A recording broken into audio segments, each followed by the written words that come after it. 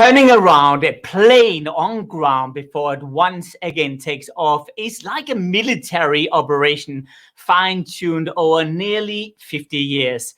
Yet surprisingly, despite all this time of fine-tuning, the industry had overseen one tiny detail, potentially cutting 50 minutes off the on-ground time, and with that saving hundreds of millions of dollars for the airline industry. Today is all about that. It's all about disruption, or rather how incredibly difficult it is to disrupt yourself. So what was the secret? Well, that story, along with a conversation we'll have with some of the brightest business minds in the world, is on the agenda right now.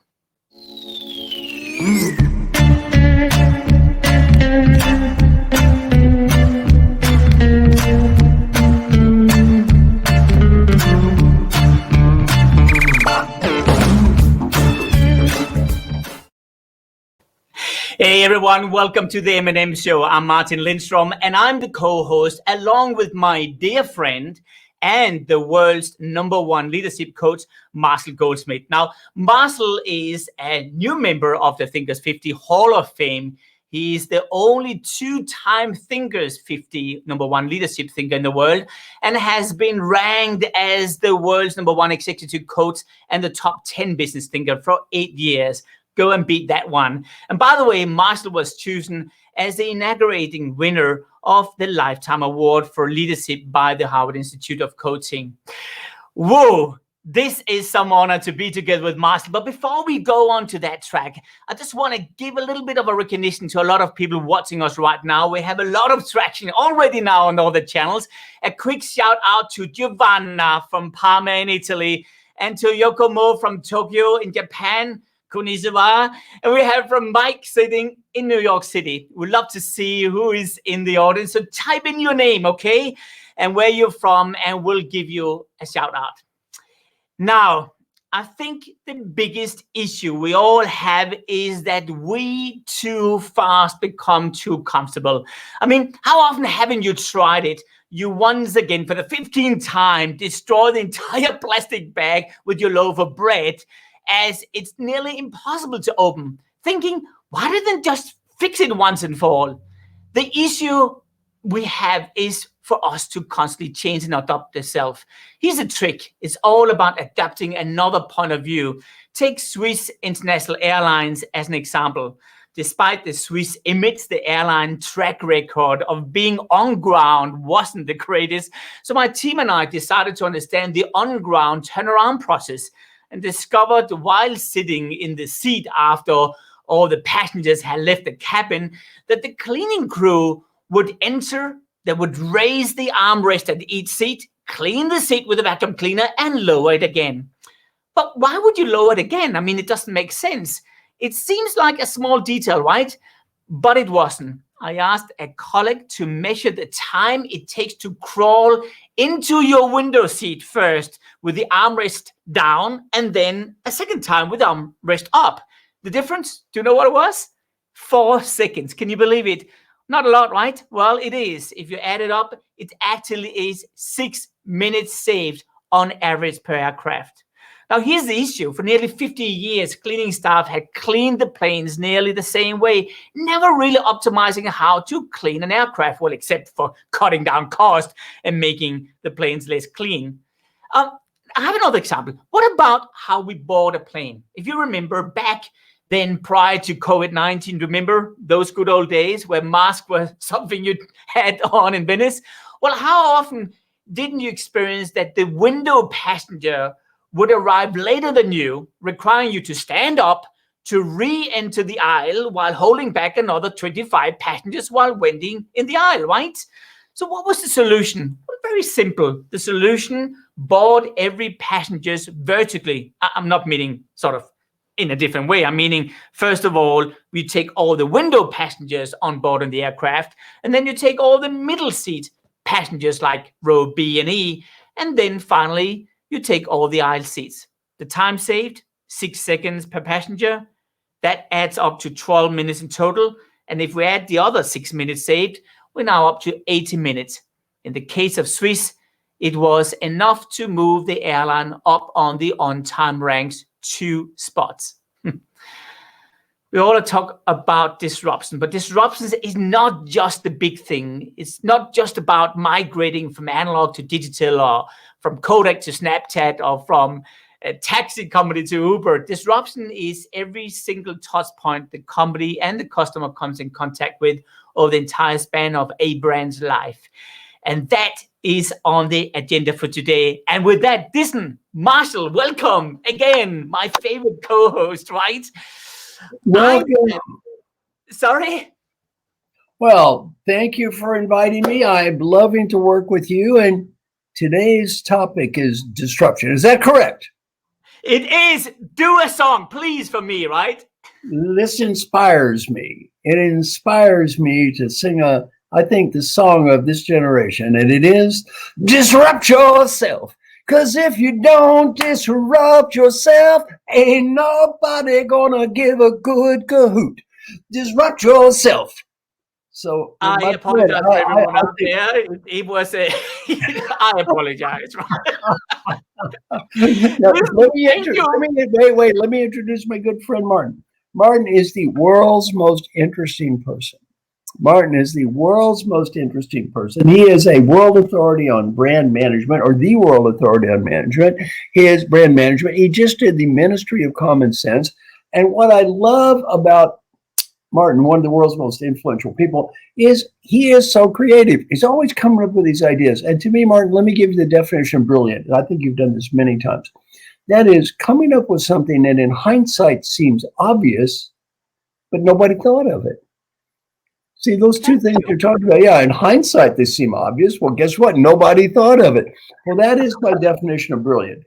Hindsight seems, in one of your newest book, The Ministry of Common Sense, that's exactly what it is. It seems obvious in hindsight. Well, if somebody would have thought of it, they would have done it. So, Martin, happy to work with you. We're going to have a good time. Tell me more. Thank you. Listen, Marshall, it reminds me about a guest we will have on the show a couple of shows from now on, Tom Peters. He always said, if you want to predict the future, be 5 seconds ahead of everyone else.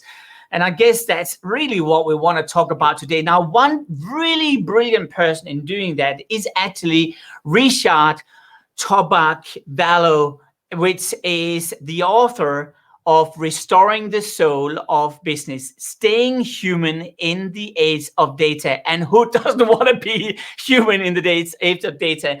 He's also an advisor to many C-suite people out there, including the Publicis Group, which is an 80,000 people global marketing firm where he spent 38 years, including being the chief strategist. Richard, by the way, helped people see, think, and feel differently, and how to grow themselves, their teams, and their businesses.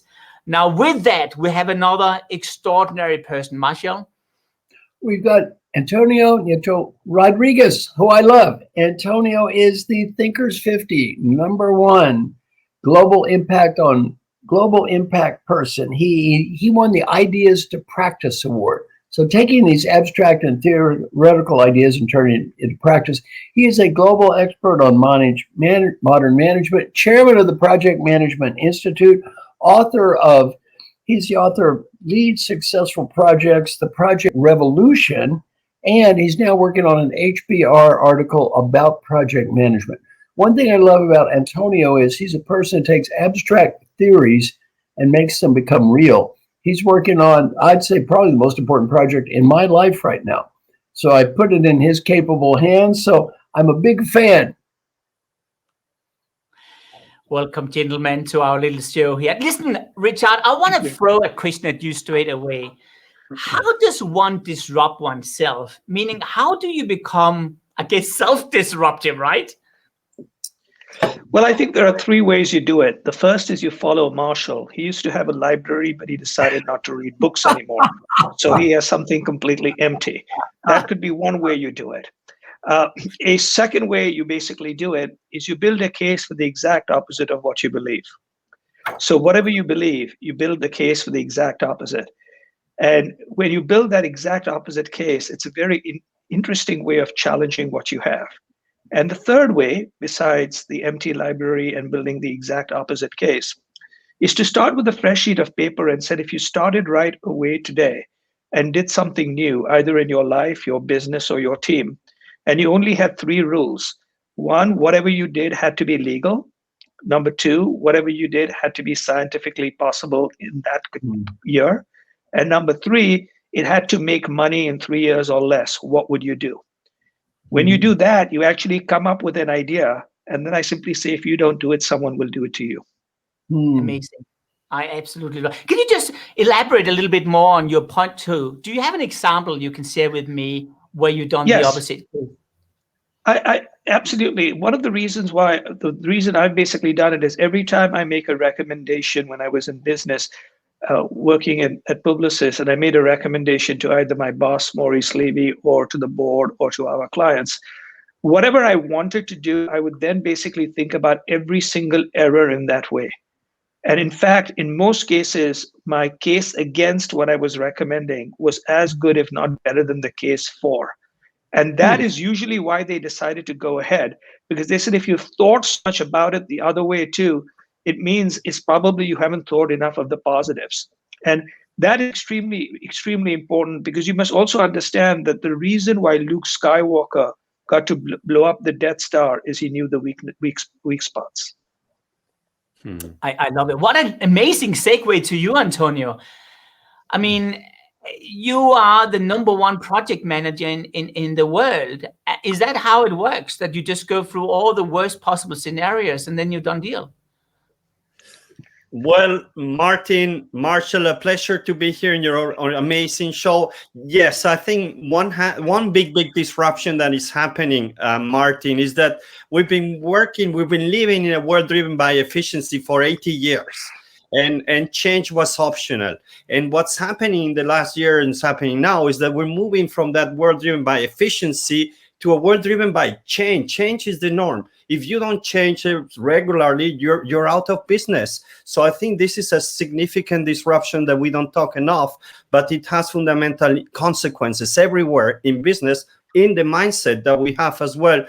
Assuming errors must be something part of our philosophy nowadays. Projects fail, we know that, but it's an opportunity to learn. I always say that in projects, you always win. You win if it fails because you learn and you need to come back. You win if you win with the project because it makes you more powerful, more richer in terms of financial or societal. So yes, here we are, Martin. You know, Antonio, everybody talks about disruption. I'm certainly not an expert on the macro level strategy. You guys all know about than me. My area of expertise is micro level, helping individuals. And, you know, we all talk about disruption, not only on the big picture, but on our own lives. And everybody has a lot of initial enthusiasm and they're all rah, rah. Then it just tends to fade away. Now, what's your suggestion? How do you maintain energy to keep it rolling? Well, I think this is part of our passion in this world. We need to seek for new challenges. We don't like to get bored. And I think that's what projects offer organization, leaders, employees is let's have something that is new. And one thing that is fundamental to keep that passion is purpose. So far, projects have been always focused on the business case. Let's be honest, it's super boring. Who gets excited in working a project that will bring you 10% return on investment? Nobody, maybe the CFO and the shareholders, but people get passionate when you say, let's find the new COVID vaccine. Let's become a greener company. Let's develop something that impacts our employee. So we need to start looking into purpose in all our projects. And I think that's the key driver for going through these never-ending disruptions that we're going to see in the next 10, 20 years. Mm-hmm. Do you think that disruption will also find its way into governments? I mean, basically, almost every single government in the world failed rolling out the vaccine, with perhaps the exception of Australia, New Zealand, Taiwan. One could argue Israel, right? Do you think they'll ever get it? What's going on there? Well, Martin, I think the vaccine offers us two sides of the same coin. How to develop a vaccine in 10 months, which nobody would have bet ever before the COVID. When the COVID came, that you can develop a vaccine in 10 years. Are you crazy? Are you nuts? It's impossible. No way. We've done it in 10 months. So that has shown that you can do projects in a completely different way, where competitors are partners, when regulators are partners, when customers are partners. So we are creating new ecosystems in the way we transform projects with big impact. But then you see the other mess where governments, like you're saying, were not prepared. I don't think they even believed that we could have a vaccine in 10 months. So they were not prepared. Very, very few were prepared. Those are leading. Then the beauty is that people who did it wrong at the beginning, like the UK, they're just really managing as a project to come out strong. Israel, the US. So I think gives you the perspective of you can still do better even if you screw up before. Now it's the opportunity to do better in your project. So absolutely right, Martin. Governments tend to fail on this. There's that 5 seconds later always. Not as Tom Peter, he said 5 seconds ahead. That's 10 seconds of difference. That's a lot in these days, right? Beautiful. Listen, Richard, I just want to hear, when people say change is good, do they lie? Yes, I believe change sucks. And the reason why when people tell you change is good, they want you to do it, they don't do it yourself.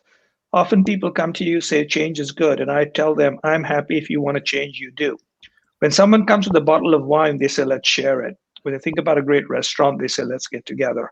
The reason change sucks is because when you are successful, when you have to change, you have to unlearn, you make mistakes, you look like a fool in front of your colleagues. So instead, what you do is you follow buzzword bingo, and you use words, like platform, or words like, disruption or personalization at scale, or other kinds of terms, which are buzzword bingo. But you don't actually know what you're really talking about. And it's a garland of words, it's sort of one of those things. But change does suck. It's very difficult because you have to redo things. But however much it sucks, and as you noticed, I worked in the same company for 38 years. I've lived in the same city for 40. And I met my wife when we were 12, when we were 48. So I'm anti-change. But I have driven and helped a lot of people change. And that's because even though change sucks, irrelevance is even worse. I like it. I like that. This change sucks. I think it is hard to change. And what happens, as you said, when we become more successful, it gets harder. Yes. Because we get set in our ways. And, I should write a book about that. So maybe what got you here won't get you there. That might be a kind of a brilliant title. Now, I've got a question for both of you. That is failure. See, Richard, I agree with you. Change is hard. I mean, I got somebody call me up on the phone every day. Well, I'm not kidding myself. My name is Marshall. I'm too cowardly and undisciplined to do any of this stuff. I teach by myself. Change is hard. And how can we share the fact that failure is part of life? And that, and here's the other reality. Everybody's take the big risk. Well, sure, you're probably going to fail when you take the big risk. How do you productively get people to deal with this concept of failure, which is horrifying to all of us? Antonio, you go first, and then Richard. Well, Marshall, you are the guru on this topic, so I just learned so much from you. I think change is hard. Change is always an opportunity to do something differently. I think it's something that we need to accept. This is an opportunity. I always talk about failure as a free MBA. It's, if you look at from a learning perspective, don't be afraid. I think there's tough moments when you fail, but then quickly recover and see, what did we learn? What can we do differently? These things don't happen when you're successful. So I do believe that we need to have that mindset where we appreciate failure, that we're not afraid. I was saying that a bit earlier. Projects tend to fail. Well, great, that we learn. Projects succeed. Great, we got better. So I think this is absolutely crucial in this world driven by change. And I think your approach is, be disciplined. It's discipline, and you'll get there. Richard, how do you get people to really and by the way, most of business literature is just all BS. It's all nonsense. It says, they did this, they are successful. If you do this, you will be successful. Wrong. There's a book called The Secret. This book, 7 million copies. If I envision it, it will happen. Nonsense, right? Just a ridiculous book. If I envision it, it will happen. No, every story in the book is true. People envisioned crap, and it did happen. But somebody envisioned the cancer went away, and it did. They didn't interview the dead people. They didn't interview the dead people. Some waitress, she envisioned being a Hollywood star. They didn't interview the 1,000 waitresses, right? The basketball player. They didn't interview the losers. Hey, most people lose. This is the real world. Most people lose. And most business literature indicates if you try things out, you're going to win. Well, no. Most small businesses fail. How do you get people, Rashad, to deal with this concept of take a risk and realize failure is part of life? Antonio had some great ideas. What's some of your thoughts? So I agree with Antonio's ideas, and I'm going to come at it from a human perspective, which is I believe that life is about 3 L's. It's about loss, love, and learning. And if you actually think about life, it's about those things. And those are interconnected. Without loss, there is no love and you can't learn, and vice versa. And as a result, my basic belief is the day you don't believe you're losing, you're dead. I love it. I love it. But how do you measure it? I mean, this is one of the biggest challenges we've had all the time. And I'm sure you tried it when you were working at Publicis, that clients are risk adverse. They don't want to take risk. They want to please the shareholder. Every quarterly announcement earnings has to be perfect because the street do not have that leeway of, I believe that that's the excuse that bad leaders put forth. Because if you think about companies that have been revolutionary, including companies like Amazon that lost money year after year after year, it's basically if you cannot put forth a vision, a good story, and then also quickly learn from loss and eliminate it. You know, if you think about all the losses and all the crazy things that even a company like Amazon did, which includes, you know, their entire, to a certain extent, a lot of their Fire phones and everything else, they failed. So I basically believe is if you go forth and say, I'm going to go into this new territory, it may fail, it may win, but I'm going to quickly figure out when it doesn't and then come back. So it's not a question of failure. Failure always happens. It's how do you manage catastrophic failure? So the board and other people in a company have to manage risk management. Risk management does not mean not taking risks. Risk management means adjusting when you learn that often risks don't work out. Marshall, tell me, you have coached the who's who of CEOs in the world. Do you see a new breed of CEOs which are more risk adverse, or do we become less risk adverse? What's going on right now in the CEO's mind? I would say yes and no. Back to Richard's comment on the positive sense, I think the pace of change is so rapidly, they realize they have to take risks. They don't really have a choice because the coasting variable doesn't work anymore. And the longer you coast, that coast period where you can just get better and then coast for a long time, that time is just disappearing. So I think CEOs are much more open to new and different ideas on that level. On the personal level, quite the opposite. They're afraid to say anything. Amazing. Why? Social media, any word they say can be taken out of context. So on the human dimension, I'd say very, very different. The old saying is lonely at the top. Oh, today it is lonelier at the top. You said an interesting thing to me, Marshall. You said to me the other day that CEOs today don't even dare to say anything anymore without having a lawyer and a PR person and whatever, a whole army of them around. Isn't that going to remove any edge to any leadership at all, or what?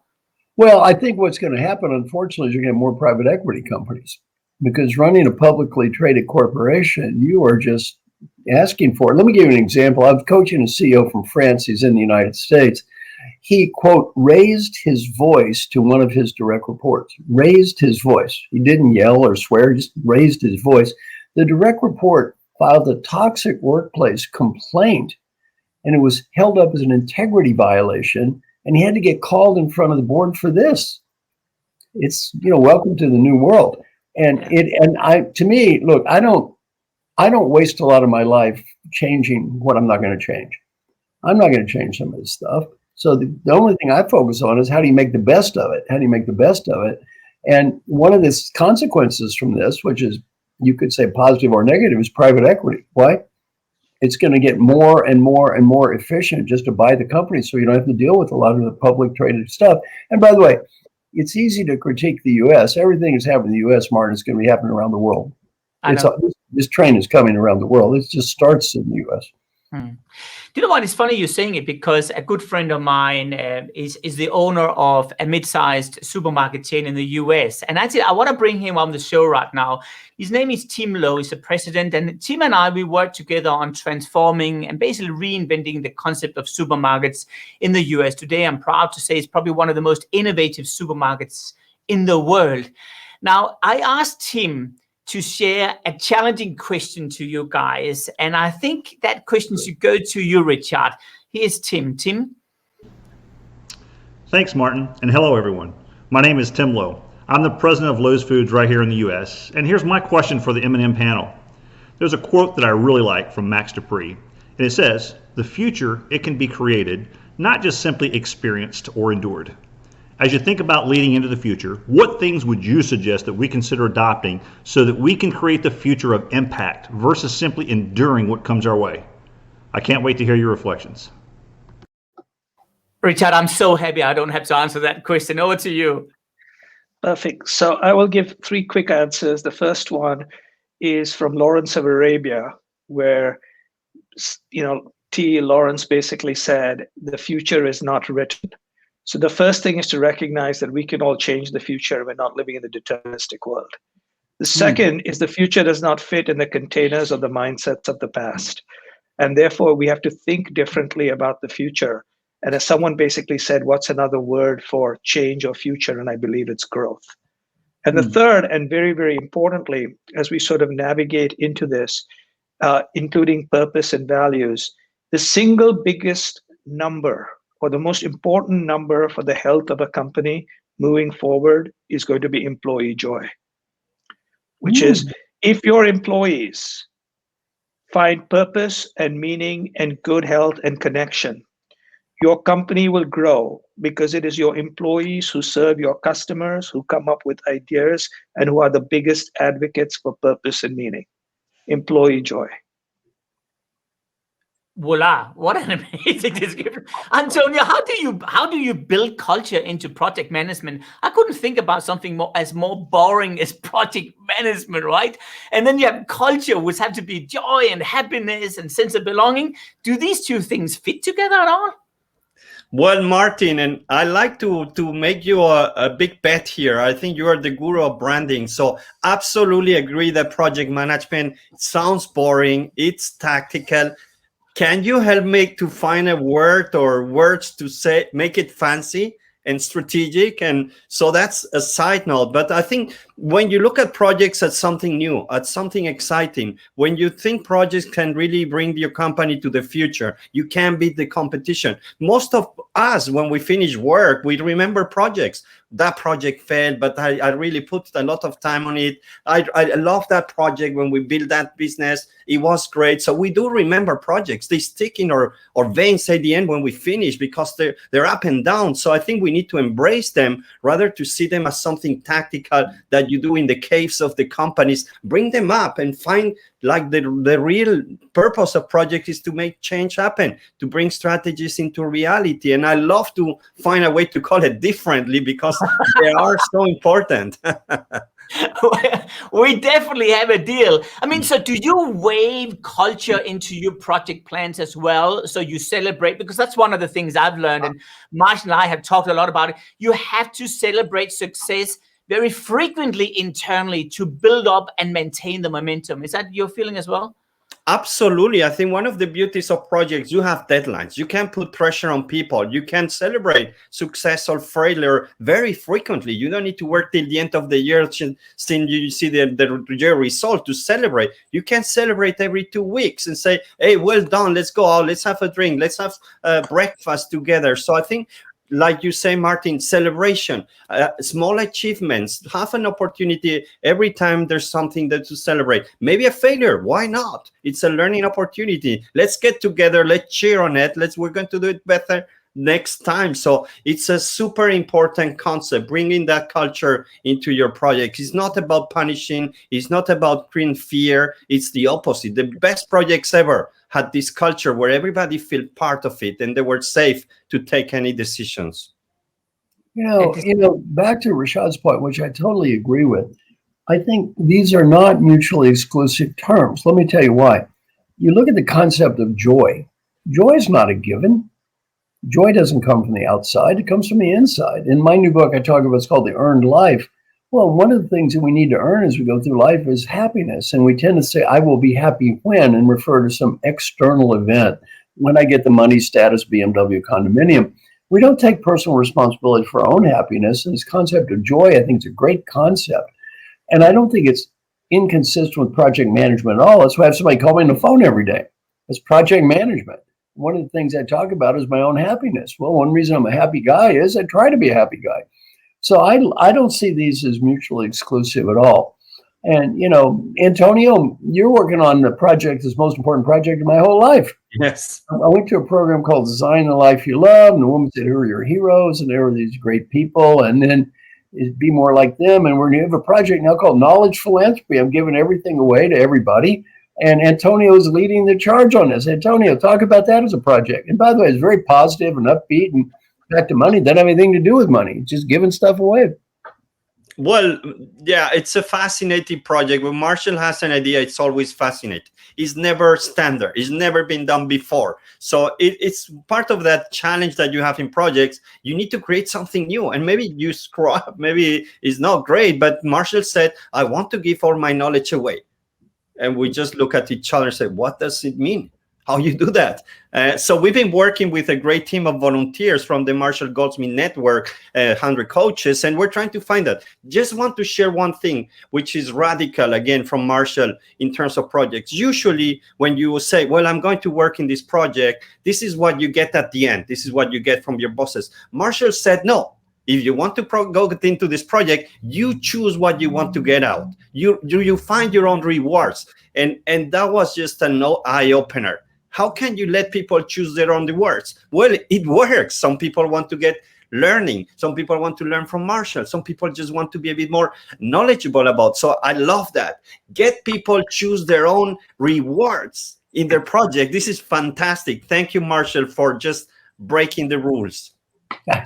Very nice, very nice. And just building on that, I love the one word concept. I mean, some of you guys are familiar with the philosophy I walk around talking about a lot, which says you need to own one word, whether you are a company or whether you're a person, and that can help you to focus a lot. I mean, if you take Volvo, they own the word safety, right? How did they get there? Well, since 1959, they invented the seatbelt. They later on invented the airbags in the side of the car. They established so many touch points, amplifying that one word. Google, search, of course. So one of the things I'll encourage everyone watching right now is, what is your one word? And I think it ties very well into what you're saying, Antonio, that can help you as well in your own project plans, managing your own life, right? Mm-hmm. Yes. Now, I'm thinking about a thing here. Marshall, should we just launch a second question from your friend? Well, we're talking about purpose. And my friend, who Antonio knows also, is Hubert Joly. And in terms of purpose, he just wrote a book called The Heart of Business. I love it. And his whole focus, Rashad, is exactly what you said. An amazing job of turning around a company and building purpose. So Martin, let it roll. Antonio, so many of us are leading projects, and sometimes it's a challenge. I'd love for you to tell us 2 or 3 key insights you have for us on how to effectively lead a project. That would be so helpful for me personally. Well, nice to see you, Hubert, and congratulations with your book, The Heart of Business, and Hortense Alignment. I love these 2 books. Thank you. 3 tips. I think back to Martin. Leaders need to put focus. It's about prioritization. It's where do we focus? Talking about airlines, I know you love Swiss. Martin, I love Ryanair. Ryanair is cheap, low cost. Do they care about the customers? No, they don't care. They tell it in your face, but they are successful. So I think that we need prioritization from the top. The big decisions have to come there. So that clears a bit the space for which projects do we do? Where do we play? Second, senior leaders, executives, CEOs have to spend time in projects. In the past, CEOs will come in a project meeting, maybe 1 hour per month. That's tactical. Why should I be in the more strategic project of my firm and spend time there? Doesn't make any sense.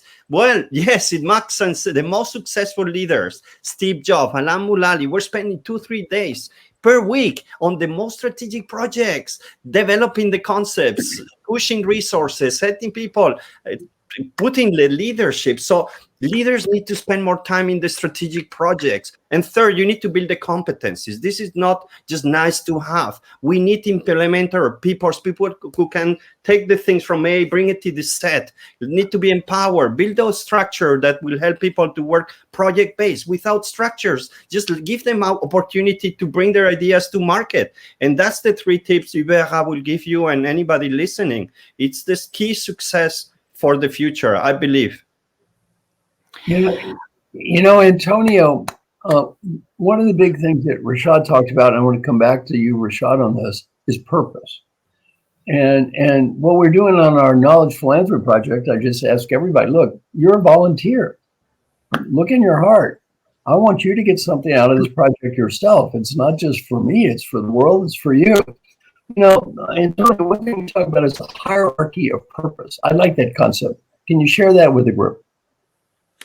Well, yes, I wrote this HBR article on the hierarchy of purpose because I realized that most methods try to prioritize projects using formulas and arithmetic methods, and that's impossible when you have 600 projects. So I think that the purpose drives your priorities, and your priorities drive your projects, and that drives your people and performance. So I do believe that we've not been trained to talk about purpose. I think Richard is so spot on. We talk about we're building a new HR system. Yeah, who cares about that? And it's going to bring 10% reduction in cost. Who cares about that? We're bringing, and you need to ask always why. Why are we putting this system? Well, because we have problems with employee. That's different project. And why do we have problems? Because they're not engaged. So what's going to do the HR system? We're going to create a community. We're going to listen to employees. So your HR system is becoming suddenly a project who's going to engage more your employees, go make them happier. That's the higher purpose of your projects. We need to learn how to use those higher purpose to engage people. So absolutely agree with your comments. And Richard, key topic. I love it.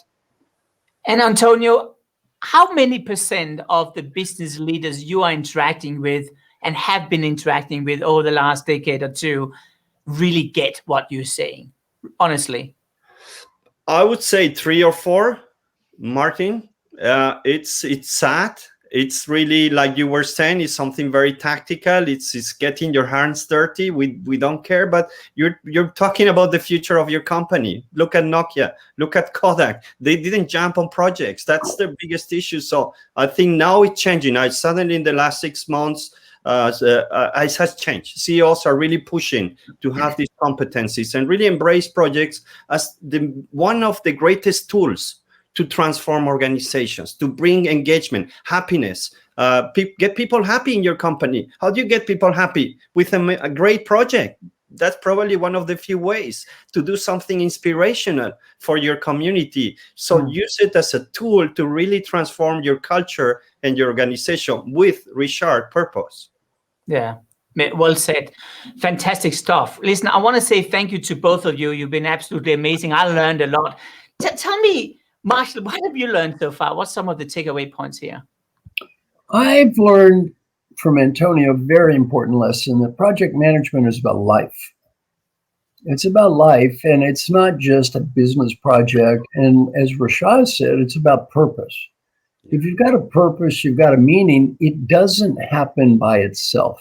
Arnold Schwarzenegger said, nobody got muscles by watching me lift weights. You know, you got to do the work. You've got to have the project management. You've got to do what it takes. As Antonio said, get your hands dirty. So I think those are the 2 themes. One is going back to purpose. And without purpose, what does any of this stuff matter anyway, as Rashad said. And then back to Antonio's point, having a project so that purpose actually becomes real. It's not just an abstract theory. Yeah. And I love, Richard, what you talk about is the reverse planning. No, so you basically have the counterbalance to it. So you can flesh out all the bad stuff happening. So you are prepared for that. And then you can go full on and start disrupting yourself. Amazing stuff. As always, thank you to Richard. Thank you, Antonio. Marshall, the iconic planet, coach on the planet. Well done. And listen, I just want to go back to what's going to happen now, because this fascinating conversation will continue. In fact, this is just the beginning. What we will have very soon on our show is the Novartis Professor of Leadership at Harvard Business School and the inventor of this physiological safety, which is M. Edmondson, which talks exactly about this issue, about how do we give people safety in organizations so they dare to disrupt. We'll also have Erin Meyer, who has studied what we constantly are challenged with in meeting rooms, which is a different cultures clashing and not necessarily understanding each other. May sound boring. I tell you, this is one of the most fascinating topics you will ever hear about. And we will have Whitney Johnson, the co-founder of the Disruptive Innovation Fund, with Clayton Christensen, and the Howard professor and former Uber executive and top TED speaker Francis Frey. I can't wait to see what she's coming up with. But by the way, next week we will have two amazing people on as well, two ladies. No, one will be Dory Clark, which is named one of the top 50 business thinkers in the world by Thinkers 50. She also teaches executive education at Duke University and Columbia Business School. And she's a frequent contributor to the Harvard Business Review. And by the way, like me, runs her own show on Newsweek. And then we have Alisa Korn, which is named the top startup coach in the world by Thinkers 50. That is next week. So see you again on the 18th of May at 12 o'clock Eastern, 9 a.m. Pacific, 6 p.m. Central European Time, or 5 p.m. GMT. That's the island outside Europe called UK, right? If you want to basically be sure not to miss one of these shows, go to the ticker address below. It says martinlindstrom.com/MNM, spelled out MANDM, and see the show list for the future episode. That's it for now. Thanks, everyone. Bye for now.